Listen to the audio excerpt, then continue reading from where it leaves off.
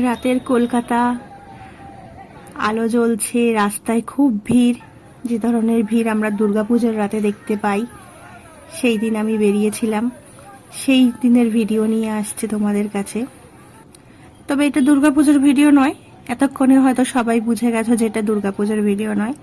হ্যাঁ, সবাই ঠিকই ধরেছ, এটা ছিল শ্রাবণ মাসের শেষ রবিবার। শ্রাবণ মাসের শেষ রবিবার যারা বাবার ভক্ত তাদের কাছে একটি বিশেষ দিন। পরের দিন হচ্ছে শ্রাবণ মাসের শেষ সোমবার, যেটা জন্য সারা বছর অপেক্ষা করে থাকে বাবার ভক্তরা, বাবার মাথায় জল ঢালার জন্য। আর সেই জল আনতে যাওয়ার দিন হচ্ছে তার আগের দিন, শ্রাবণ মাসের শেষ রবিবার। কেউ তারকেশ্বরে যায়, আমরা গিয়েছিলাম ভূতনাথ মন্দিরে জল আনতে। তো আমি এর আগে কখনো যাইনি, এটা আমি প্রথমবার গেলাম। আমি পুজো করি, আমি শ্রাবণ মাসের শেষ সোমবারের উপোস করি, সবই করি, কিন্তু প্রত্যেকবারই দেখি সবাই যায়, আমার কখনো যাওয়া হয়ে ওঠেনি। তো এইবারে গেলাম, নতুন একটা অভিজ্ঞতা হলো। আর সেই অভিজ্ঞতা কীরকম হলো সেটাই জানানোর জন্য আমি চলে এসেছি ভিডিও নিয়ে তোমাদের সবার কাছে। তো সবাই প্লিজ এটাকে দেখো, কীরকম লাগলো অবশ্যই কমেন্ট বক্সে জানিও। আর তোমরা কে কখন গিয়েছিলে বা কোথায় গিয়েছিলে সেটাও জানিও কমেন্ট বক্সে। দেখতে পাচ্ছেন এটা গঙ্গাঘাটের দৃশ্য। আমি অলরেডি চলে এসেছি, পৌঁছে গেছি ভূতনাথে। 11:30 নাগাদ পৌঁছে গিয়েছিলাম, কিন্তু গিয়ে যেটা জানতে পারলাম তখন ভাটা ছিল, নদীতে তখন ভাটা ছিল। তো ভাটার জল নেওয়া যাবে না, যে কারণে এখানে দেখা যাচ্ছে যে প্রায় বেশিরভাগ মানুষই অপেক্ষা করছে জোয়ারের জন্য। আমিও বসে গেলাম সেখানে অপেক্ষা করতে। বসে তো নয়, অ্যাকচুয়ালি বসার কোনো জায়গা ছিল না, কারণ সিঁড়িগুলো জল কাদায় ভর্তি ছিল, ওখানে বসতে ইচ্ছা যায়নি। ওই শুনলাম জোয়ার আসবে রাত 2টোর সময়, তো কেউ সঠিক টাইম বলতে পারছিল না। মোটামুটি কয়েকজন বললো 2টোর সময় আসবে, আমরা গুগলেও দেখলাম 2টোর সময় আসবে।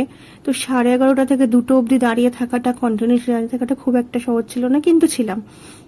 ভালোই লাগছিল। বিভিন্ন সময় বিভিন্ন বাবার ভক্তরা আসলেন, বিভিন্ন লোককে দেখলাম আমাদের আশেপাশে পাড়ার কিছু লোকজনকেও চেনা পরিচিত মুখও দেখতে পেলাম।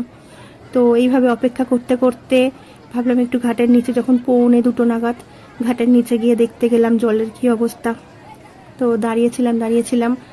তো দেখতে দেখতে হঠাৎ বুঝতে পারলাম যে জলটা আস্তে আস্তে বাড়তে শুরু করেছে। প্রায় তখন ঘড়িতে 2টোর কাঁটা ছুঁই দেখলাম জলটা বাড়তে শুরু করেছে। তো বুঝতে পারলাম এবার জোয়ার আসতে শুরু করেছে। অপেক্ষার অবসান, নেমে গেলাম ঘাটের দিকে। সবাই জোয়ারের জন্যই অপেক্ষা করছিল, সবাই অধীর আগ্রহে ছিল। তবে হ্যাঁ, এর মধ্যে অনেকেই জল নিয়ে গেছে, যারা অনেক দূরে যাবে তারা জল তুলে তারা স্নান করে জল নিয়ে চলে গেছে। যারা হেঁটে যাবে সারা রাত ধরে, তাদের পক্ষে তো অতক্ষণ অব্দি ওয়েট করা সম্ভব নয়, তো তারা চলে গিয়েছিল। কিন্তু আমি অপেক্ষা করেছিলাম, কারণ একই তো প্রথমবার এসেছি, তো সেটা না করলে হয় না, বারবার দেখছিলাম। তো জোয়ার আসার পর এই যে স্নান করতে শুরু করলাম। আমি ডুব দিতে পারি না, সবাই আশেপাশে ডুব দিচ্ছিল, কারণ আমি ছোটবেলা থেকে কখনো পুকুরেতে স্নান করিনি, ডুব দেওয়ার অভ্যেস নেই, জলে ভীষণ ভয় লাগে। মোটামুটি সামনেটা দাঁড়িয়েই স্নান করে জল নিয়ে চলে এসেছিলাম। সেদিন রাস্তায় রাস্তায় অনেক জায়গায় ক্যাম্প ছিল, সব জায়গায় শরবত, খিচুড়ি, লুচি সব দেওয়া হচ্ছিল। ফেরার পথে সেগুলো দেখতে দেখতে আসলাম, কয়েক জায়গা থেকে প্রসাদও নিলাম। আর এই জল নিয়ে পরের দিন আমি জল ঢালবো, সোমবার দিন।